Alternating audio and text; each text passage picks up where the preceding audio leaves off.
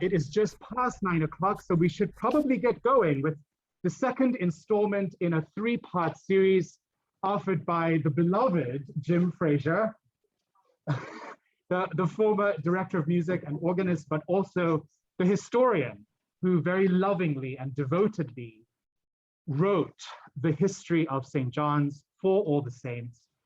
We are going to be referencing the text, so there are copies on the back table behind the couch. So please have a copy in front of you for this presentation, as Jim will be walking us through the pages, and it's good to turn and look at the pictures and read what Jim's history is telling us. Some safety protocols. We are still in a time of pandemic, and we know that the infection rates are rising in Minnesota. So please keep your mask on as much as you can. You can sip coffee, but then put the mask back on. That's absolutely fine. And with everyone's consent in the room, is it all right if Jim could remove his mask so that we can hear Jim clearly? All right, I hear and see consenting nods and words. So Jim, you're welcome to take off your mask. And for those online and for Jim to be able to hear you, if you have any comments or questions, please remove your mask, say your question or your comment, and then put your mask back on. Again, it'll just be a much clearer experience for all of us to hear what we are saying to each other. Any questions before we begin today's second part in the 3-part series on For All the Saints, St. John's history?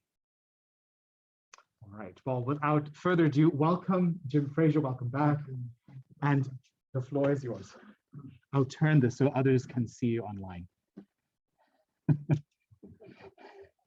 That's my sister and your mom.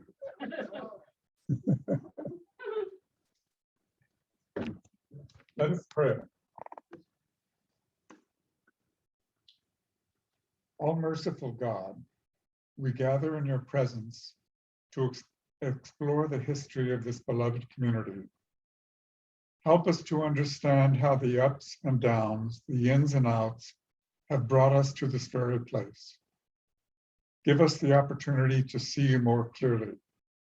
Endow us with generous patience with the past and a vivid imagination for what awaits us, that we may enjoy your company here and always with Christ your Son and the Holy Spirit. Amen. Amen. Last week, we looked at the first 6.5 rectors. Today, we'll consider the next 5 rectors after that. They constitute the middle years of St. John's Parish. We're moving along chronologically, but we'll stop occasionally to highlight particular features that will help to flesh out the evolution of the parish. The early period of the parish's life, as we saw, was largely spent with the construction of several buildings that would be needed for the church's functioning, including the failed effort to move the church to Summit Avenue. For the benefit of those who were not here last week, we'll start with the end of Julius Schaad's 7th rectorship with a brief description of the clubhouse, which is down that way on Portland and Dale. Do you all know where that is? Have you all seen that building? Okay. The clubhouse consisted of a dormitory of 21 rooms for single men, several parish committee and guild rooms, offices, a dining room and kitchen, an auditorium seating nearly 600 people, a gymnasium, a swimming pool, bowling lanes, and a billiard room. During the month of October 1915, the membership in the clubhouse increased from 503 to 605, proving its usefulness in St. John's neighborhood. All the dormitory rooms were rented with applications in advance. The rector, Mr. Schaad, had written proudly in 1912 that at St. John's there was a marked absence of a certain frostiness, all too common elsewhere, which deters people from active involvement with the parish church. Quote, "We are free from chronic kickers," and I don't know what kickers means. that's the word he used, and the chip on the shoulder type of Christian. And we are so because no conditions exist in which these unhealthy types of Christianity can thrive, end of quote. Not known for his diplomacy, Mr. Schad quoted from one of his recent sermons in the St. John's Evangelist in November of 1913, stating that the crumbs which fall from the rich man's table are not an adequate expression of Christian philanthropy. He declared that charity balls and rummage sales were present-day crumbs, popularly called charity. He also called attention to the meager net profits, which usually remain for charity, quote, after the florist, the fiddler, and the caterer have been paid out of the gross receipts. Mr. Schad announced his resignation following a dispute involving the National Church, and his resignation was immediately accepted by the vestry. Take a look at page 95.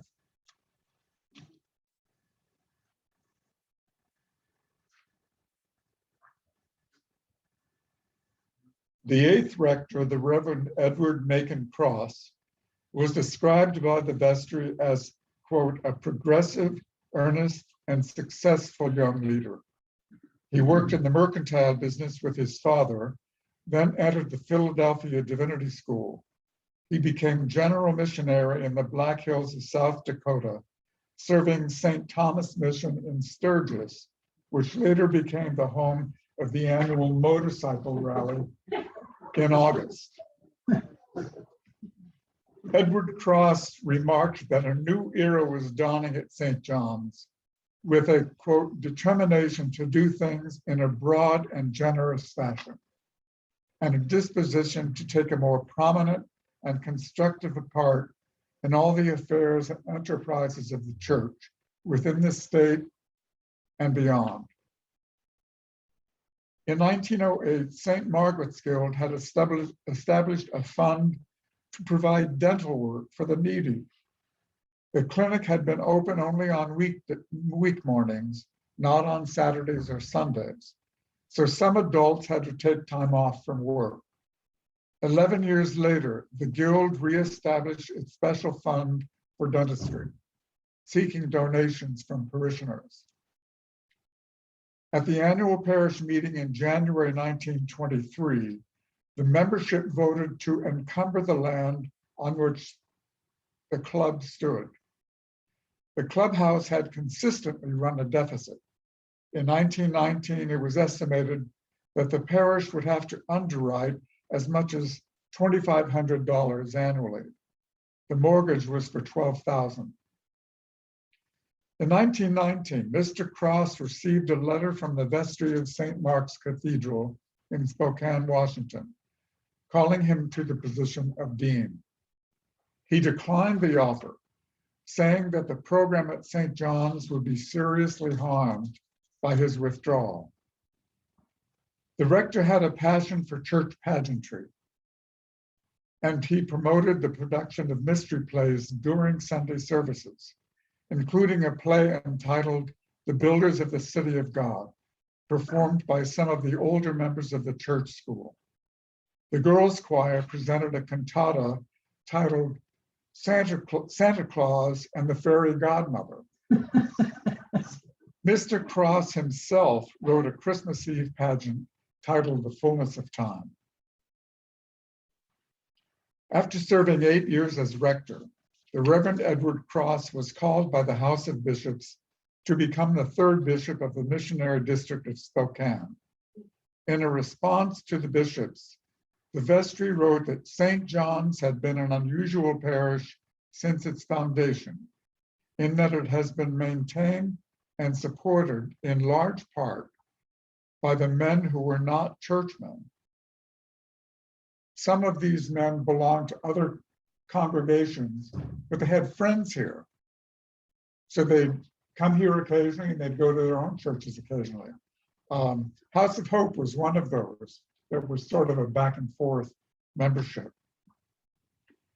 See page 119. the Reverend Frederick D. Butler. At the beginning of 1925, the parish called the Reverend Frederick D. Butler of St. Paul's Church in Alton, Illinois, to be the 9th rector. He was an alumnus of Nashotah House Theological Seminary in Wisconsin, which trains seminarians in Anglo-Catholic liturgical practice, and he brought a more Catholic consciousness to his work in the parish. He found a clubhouse that was thriving despite its cost. During the month of October 1915, its membership increased to 605, proving its usefulness in St. John's neighborhood. All the dormitory rooms were rented with applications in advance. In January 1919, a preliminary report indicated that there were 275 new subscribers and a net gain in parish income of roughly $9,100. The rector noted that this success marked the beginning of a new era at St. John's. But it still was not long before the vestry had doubts about the future of the church club, which by now had an excess of expenses over receipts in the amount of over $7,000. The club had a staff of 9 people, a manager, a women's swimming instructor, a pianist for physical training classes, an instructor for the business women's classes, an engineer, a porter, a matron, a boys lifeguard, and a locker boy. If the church wanted to, it might have considered alternative business models or philanthropic possibilities. Only if the parish believed the secular purposes of the clubhouse outweighed its religious purposes. But the clubhouse no longer fulfilled the purpose of the parish.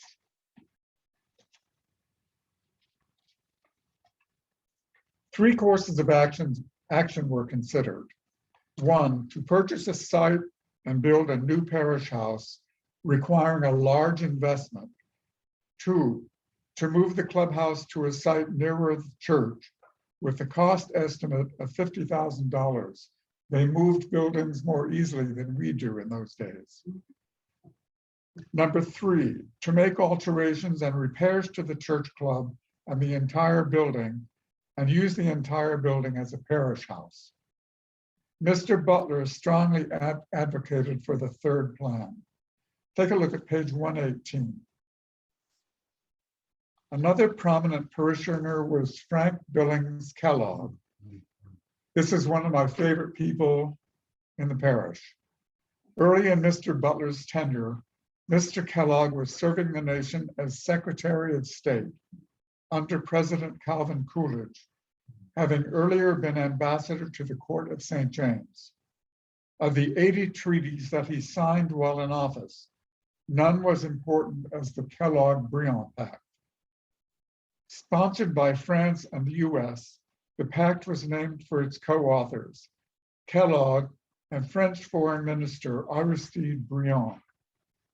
The pact renounced the use of war as an instrument of national policy, except in self-defense, and called for the peaceful settlement of disputes. Kellogg was later awarded the Nobel Peace Prize. He is buried in Washington National Cathedral. He and his wife had a home over there on Cathedral Hill or whatever it's called, Focus Hill, I'm not sure. But they had a beautiful home and it's on the National Register. St. John's was more forward-thinking than people today realize. In the late 1920s, for example, Mr. Butler saw the day when women would assume responsibilities hitherto reserved for men.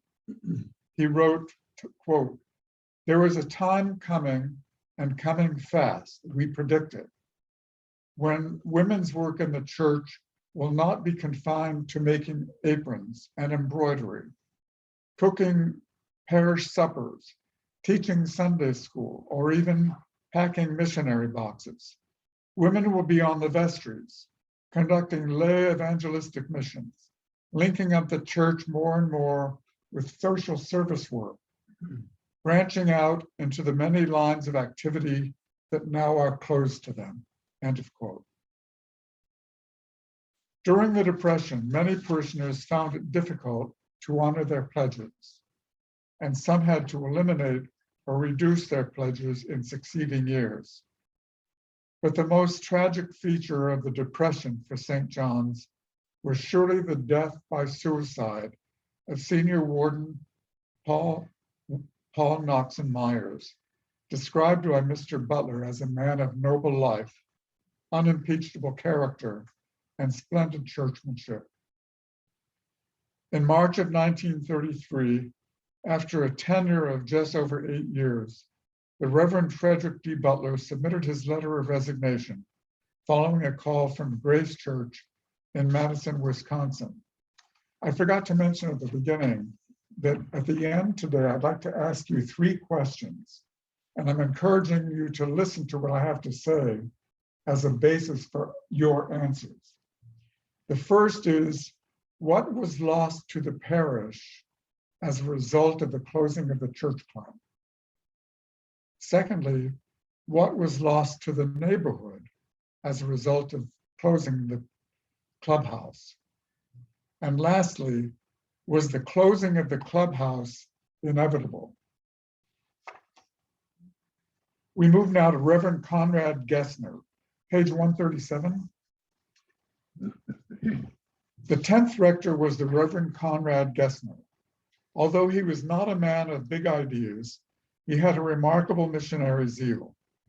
He did not conceive of any major building projects apart from the installation of the Benedicite window over the main entrance to the church, nor did he imagine large-scale initiatives to raise funds or to mobilize the congregation in some way. See pages 133, 134, and 135. Young children from the neighborhood and from beyond, many of them not otherwise having a family connection with the parish, and numbers of them from relatively poor families, were attracted to the choirs because the parish provided them with streetcar fare and promised them some 10 days or so at the summer camps. Some summers saw as many as 50 boys in attendance. The girls' choir attended their own camp. 2 or 3 women did the cooking, and the food was good, though the girls had prunes every other morning. In a rather unusual assessment of his forecast ministry at St. John's, Mr. Gessner wrote that, quote, "The very high regard which I have for the work done by my predecessors makes me more than confident that no changes in the enterprises or organizations of the parish are needed." I find that a strange comment to make, for a rector to make to a congregation. Since from at least 1901, the women of St. Margaret's Guild reached out to the poor and needy of the community without regard for race or color. The women undertook particular cases with passion, helping to provide a simple but decent burial for a young girl of an indigent family, for example, and searching for someone to give a mattress to an elderly couple, he 95 and she 86. At one point in 1910, the Guild was supporting some 30 families. They helped with rent and fuel. They located a stove. They gave milk for tubercular children. And in 1918, they supplied 900 new and used garments to people who needed them. In 1923, they solicited clothes for 5 African-American boys aged between 1 and 4 years who wanted to be baptized on Easter Day, but had nothing to wear. For a time in 1928, the Guild collaborated with United Charities. Mr. Gessner called the church school a missionary agency that should not be looked on as a stepchild, but rather as the heir apparent. Next to it should be the popularizing of the church services. By popularizing, he meant giving to strangers and newcomers the community and by popularizing, he meant giving to strangers and customers to the community an opportunity to know what St. John's has to offer them by way of acceptance in developing an abundant life, end of quote. Moreover, he wanted more people to be aware of the church's beauty of building, charm of music, atmosphere of reverence and worship, and a spirit of friendliness toward every fellow worshiper who comes to her doors. In Mr. Gessner, St. John's had a liberal and compassionate leader who was able to guide the parish from an insular position in the world to a more open community. He wrote to the parish at the annual meeting in January 1934. This is a long quote, but it's important. Quote, I feel strongly that St. John's is in a period of transition, one which perhaps began some years ago and which has not yet reached its highest point. But transition it is. And the sooner we realize that St. John's has lost certain venerable characteristics and has taken on new but nonetheless valuable ones, the sooner will be our readiness to take our place in the new scheme of things. St. John's cannot remain in the minds of people solely a fashionable Episcopal church. It cannot truthfully be looked upon as an institution supported mainly by people of great wealth.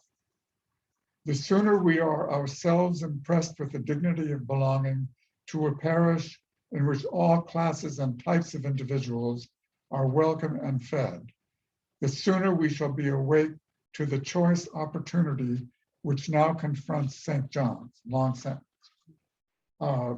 This is in 1934. Way ahead of his time, I would say. 2 months later, the vestry expressed its concern over the very startling statistical revelations concerning the percent of the budget given by very few members of the church, awakening a degree of apprehension for the day when such large gifts may cease.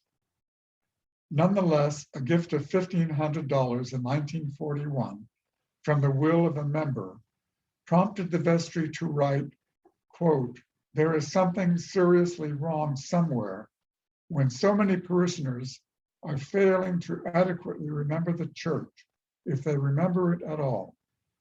There is a very real and serious problem here. Early in 1945, after some 11 years as rector of St. John's, Mr. Gessner was elected Bishop Coadjutor of the Missionary District of South Dakota. He was consecrated at St. John's by the presiding bishop. Bishop Gessner was followed at St. John's by the Reverend Lloyd Gilmet. Take a look at page 157.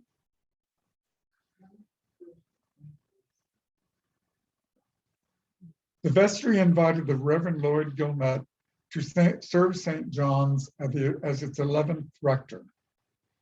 Mr. Gilmet is remembered by those who knew him as a great preacher who spoke without notes, a scholarly and conservative man who was serious and dignified, well organized, an introvert, and something of a loner.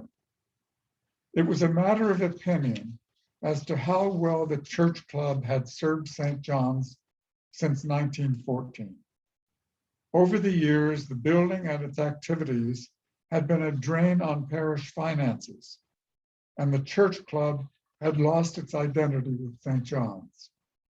Surely the greatest value of the building that for about 3 decades, it served as a bustling community center for the wider neighborhood, meeting the recreational needs of children and adults, running summer camps for boys and girls, hosting civic, academic, and religious organization and clubs of various types without regard for anyone's cultural or religious identity, providing lodging for single men, and in the process, establishing St. John's as a place that cared deeply for the welfare of the world beyond its own walls. Indeed, as a form of outreach, the old clubhouse, especially in its early years, had been immensely successful, a diocesan model, if not a national model, for parish engagement in the community. At the vestry meeting in March 1946, the rector proposed a plan for reconditioning the basement of the church for use by the church school because the clubhouse had become ill-suited for the large number of children in the school. At its next meeting, the vestry decided to sell the clubhouse. Take a look at page 192.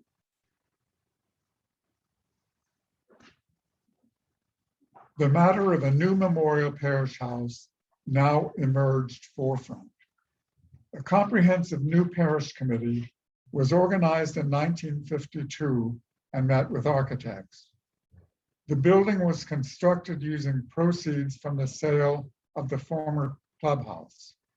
The vestry authorized the spending of no more than $300,000 on the project, but they decided to add more showers to the plan and arranged to borrow up to $150,000. Take a look at pages 156, 161, and 163. The new Memorial Parish House on Kent Street was built on property that St. John's had purchased north of the church with proceeds from the sale of the clubhouse. The Memorial Parish House, where we are, this is the Memorial Parish House, as it is technically called, would have 3 levels, built on property where 3 houses had to be relocated. The basement level included an auditorium adequate for basketball, a large and efficient kitchen and serving area, restrooms, a bridal room, and a reception hall and cloakroom. The street level included offices for the rector, curate, financial secretary, educational director, and parish secretary, along with a parlor, a women's workroom, a young people's room, and a kitchenette. Needless to say, those plans have changed somewhat drastically over the years. The top floor housed the classrooms, lavatories, a young people's room, and a kitchenette. The top floor housed the classrooms, lavatories, and an apartment for the sexton. In the ensuing years, some of the parish activities that had been housed at the clubhouse were moved back into the guild house and the undercroft of the church. That includes the use of the gymnasium as a place for neighborhood basketball games.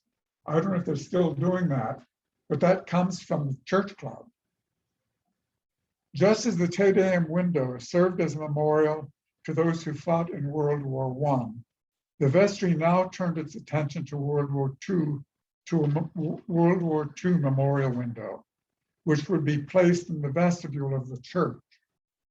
Some parishioners, however, thought such a memorial window, small as it was and in the vestibule, would be an inadequate memorial and was no equal to the Te Deum window over the altar.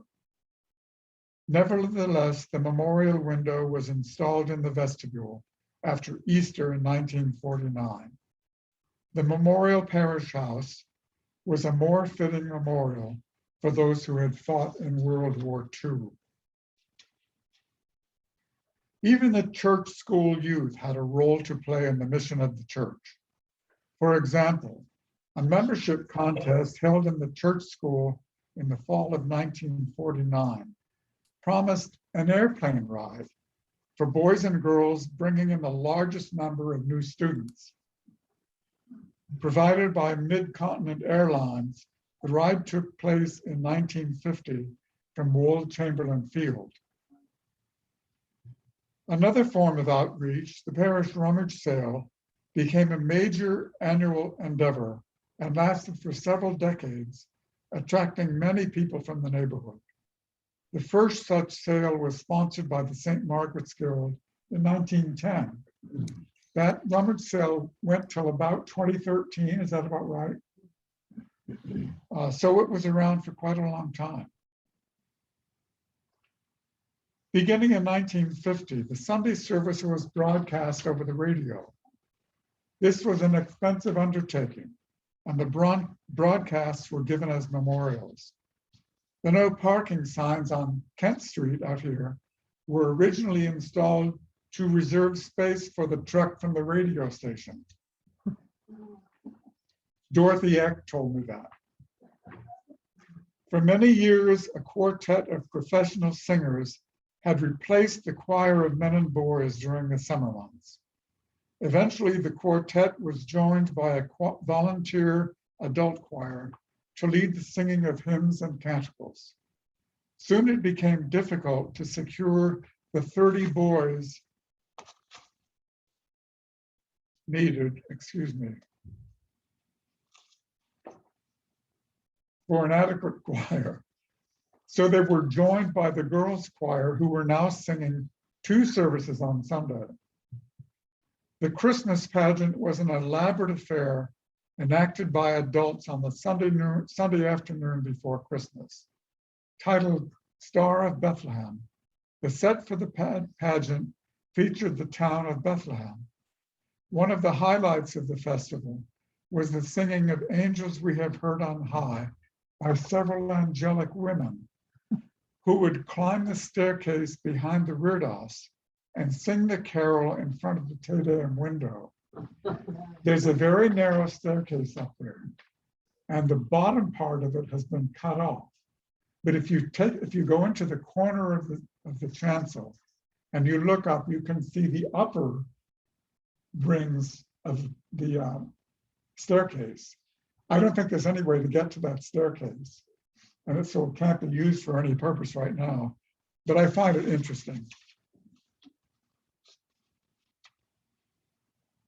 The Christmas pageant, I've already said that. The Reverend Dr. Lloyd Gilmet had served St. John's wisely and faithfully for 13 years when he told the vestry in December 1958 that he had accepted a call to become Dean of St. Paul's Cathedral in Los Angeles, his resignation to take effect 1 year later.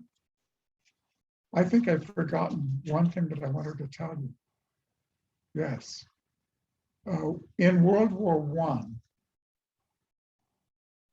a man who had been serving in the trenches in France said there were 5 things that he hoped to do when he could get to Paris on leave. To take a real bath in a porcelain tub, to sleep in a bed with real sheets, to eat a real meal that doesn't come out of the tin can, to see a real opera, and to talk with a real lady. I find that interesting. So that's the end of my presentation today, and I'd be interested in your response or questions that you might have. Let me repeat the 3 questions that I have, and you can respond to them as you choose. What was the loss to the parish with the closing of the clubhouse? Secondly, what was the loss to the neighborhood of the closing of the clubhouse? And lastly, was the closing of the clubhouse inevitable? Yes. It's not clear to me exactly how close the church and the clubhouse were. It sounds as though the clubhouse had its management team, all the people, bachelors in the rooms and all this. It doesn't, other than supporting it financially when there was a deficit, it's not clear to me what the church did beyond sponsoring the clubhouse and ensuring that it would carry forward financially. Right. Well, the church, of course, did contribute money toward the enterprise. The church club is located down on Portland and Dale. Is that what it is? I think so. This side of Dale Street, or is it the other side of Dale? It's the other on this side of Dale Street. This side. Yes, it's now condominiums. And the school, the church school that's over on, I think it's McCubbin, that was built by the first rector, Pitson, that's also condominiums. So the congregation built two buildings that served the neighborhood, that presently serve the neighborhood. I'm not sure what to say to you. Does anybody have any thoughts about that? So the clubhouse was just a block away from the church, and Sunday school took place there for a while at least. But the numbers of children in the church school increased so much that they couldn't take care of them all in the clubhouse. So what they did is they brought, I don't know the specifics on this, but they brought the children and some other groups from the clubhouse back to the guild house. And the children were taught in the Undercroft, which is what they had left in going to the clubhouse. So that gives you some idea of the clubhouse and its place in the parish. Anything else? One observation, and I'm not sure this responds to your question exactly, is that a lot of this philanthropic work that was taking place in the clubhouse and other places, it seems was done by the women of the parish, and not all, but a lot of it. And when you mentioned the rummage sale, that was also done by the women of the parish. And one of the main reason we stopped it was that so many people were working outside their home that there wasn't the labor to do that. And so it's like it kind of came full circle in a way that the women were, so active. And these women, I think a lot of them probably had help at home. And all of that was done by the women. Then eventually, as the culture changed, the philanthropy changed. It was just hard to get people to do We couldn't do it. it. Yeah. And it wasn't all women. No. There were men who were, Yeah, there were. even though it was begun by the women's group, St. Yeah. Margaret's Guild, there were men involved in the rummage sale also.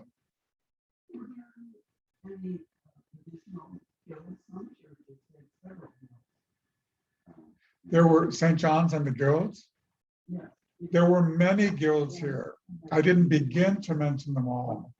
And some of them, I don't even know what their purpose was. There was a St. John's Guild, I know, which was sort of an elitist group here. It's for women. And they raised funds for the rector's discretionary fund. But there were many, many women's guilds here, and they came and went, depending on the present needs and what was going on in the world, and so on. The dentistry program that they had here, I think, is really remarkable, really remarkable. It's not clear to me how long it lasted, but it was at least 11 years. Anything else? How are we doing on time? About 10 more minutes. 10 more minutes, okay. So the buildings that are now condominiums, were they renovated, or were the original buildings taken down and reconstructed? No, that was not done. The exterior of the buildings remains. In fact, the clubhouse above the main door still has clubhouse written above the door. So there's the, pardon?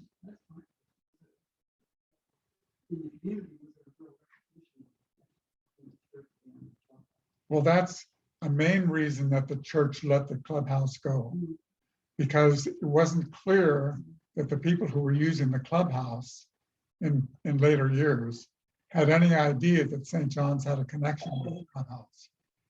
that was an important reason, a main reason that they let the clubhouse go. Yes. I don't know if there was ever any thought about having a chaplain or something like that at the clubhouse, an individual to be attentive to the spiritual needs of the people that were living there and working there, or was it just, you know, the kind of people that you mentioned earlier? I don't really know about that, but I think it's a good idea. That would have kept some of the privacy in the church. Right. Mission of the church and the mission of the courthouse. I can't imagine that the rector didn't somehow have contact with the people in the clubhouse. But I've never read anything that says there was actually a chaplain. Anything, are there other questions?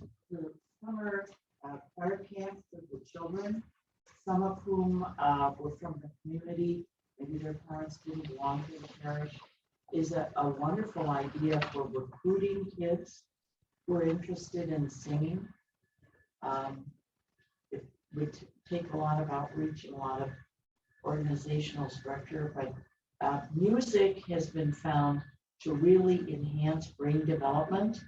And right now, for kids who are suffering with anxiety and depression from the turmoil in their lives, this would be a healing kind of outreach to bring more kids into the church choir for their benefit and our benefit. That's right. Yes. That actually is an answer to one of the questions that I mentioned. The one thing, though, that would be important to remember is that the neighborhood really has changed, and so has society.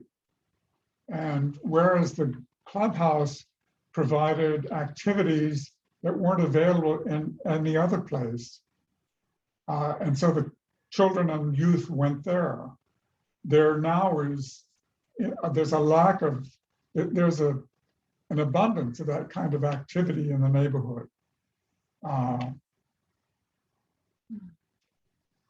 Yes. Right. On page 142, you tell us about St. Philip's African-American Episcopal Church.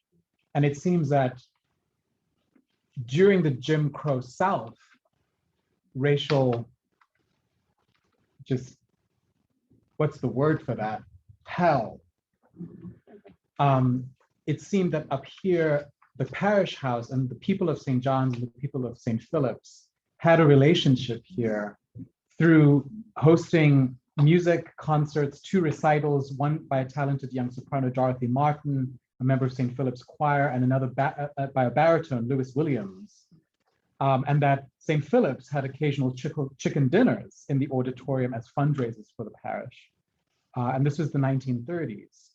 And I think in a post-George Floyd Twin Cities, it's important to kind of go back to these stories from the 1930s to see how kinship across racial lines of difference are part of our history already, that this was happening at St. John's with the people of St. Philip's.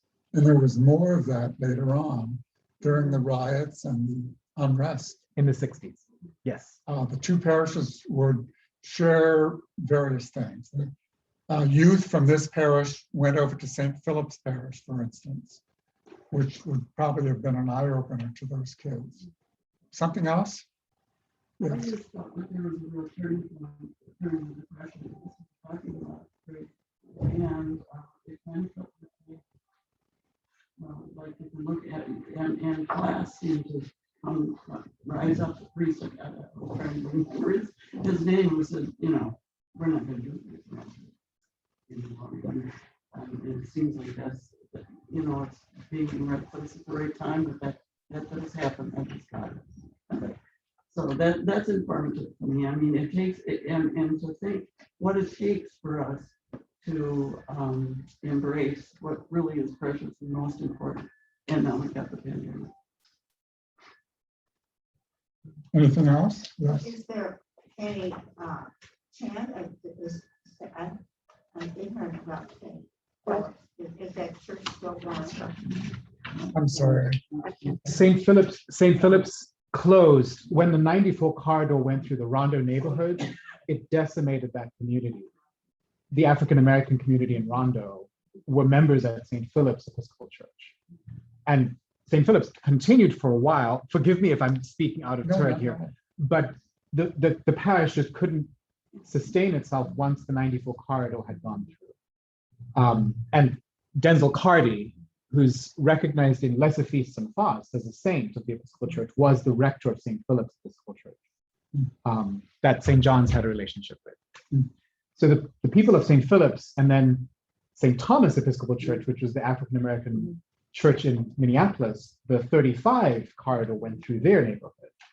And St. Thomas Church was also harmed by that decision. So those two congregations came together to form what is now Holy Trinity Episcopal Church in St. Paul on Van Buren. I'm sorry. It's in St. Paul. It's called Holy Trinity Episcopal Church, which is St. Thomas, old St. Thomas Church and old St. Philip's Church came together to form Holy Trinity Church. And the rector there is Father Wilson. Have we had any connection with them Not yet. We have had a few where this was when I think Frank Wilson was here, sort of pulpit exchanges. I know I went over there to preach one time and somebody came. We're about out of time, but I'd like to hear your response to this question. Was the closing of the clubhouse inevitable?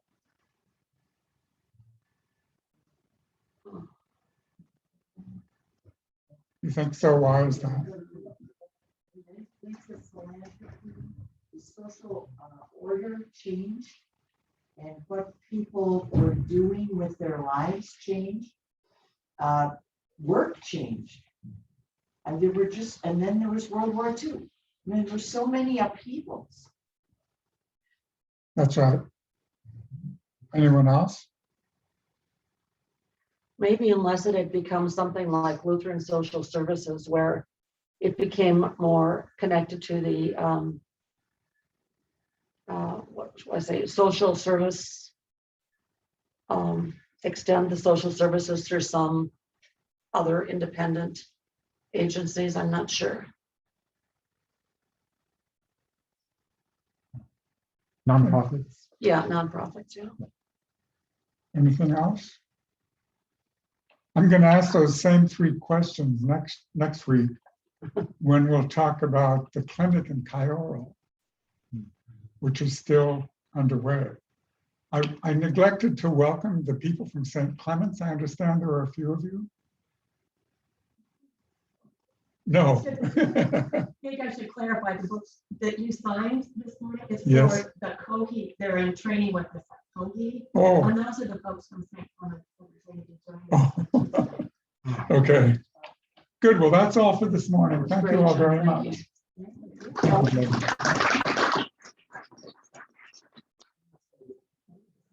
And some housekeeping. Please come back next week for the third and final installment in this series. The question to please ponder for the week is, now that we've revisited our history, what aspect of our history would we like to build upon for the next 140 years? And what aspects from our history do you think need to change over the next 140 years? So ponder that and then come back next week for the same time. So thank you and see you at 10 o'clock in church. Thank you to everyone joining us online. Peace to you and blessings. We look forward to seeing you next Sunday. And to you. And to you. Oh, there's Jim. Hi, Jen. Thank you, Jim. Hi, Jim. Jim, Yes. I have a message from Laura. Yes. She said to say hello and she loves you. Tell her I said thank you.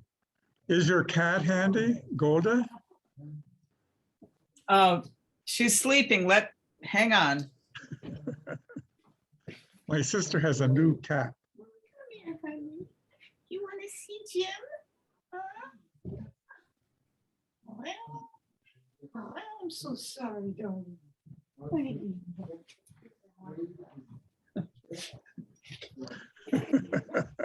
She's a little sleepy. Yeah. Cats do that. They do. Only during the day, though. She doesn't sleep much at night. No. Keeping you awake. No, she did it first, but not now. And she actually spent a fair part of last night in my room, I think. Yeah, when I got up once, hi Jeff, when I got up once to go to the bathroom, she was, yes, she was asleep in a chair next to my bed. So that was kind of fun. Is she right there, your cat? Yeah, she's rubbing up against the, come here, Golda. She's rubbing up against the monitor. Come here, Oh. sweet. Oh, look. Look, honey, it's Jeff. Oh, what a sweet cat. Oh, ever so.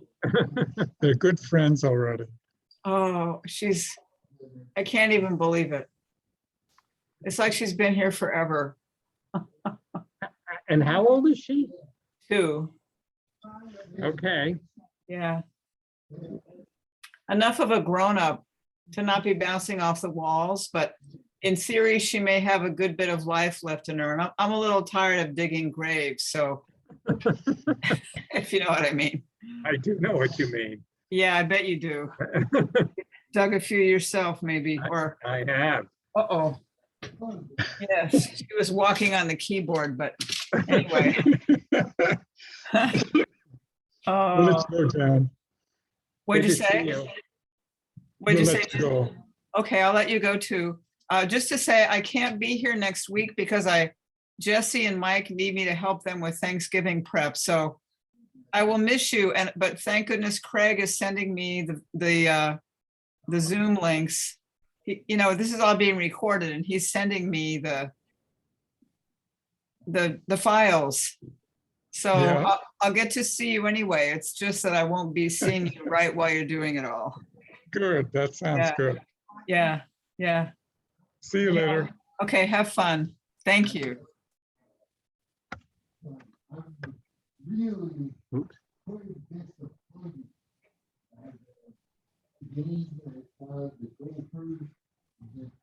Iowa.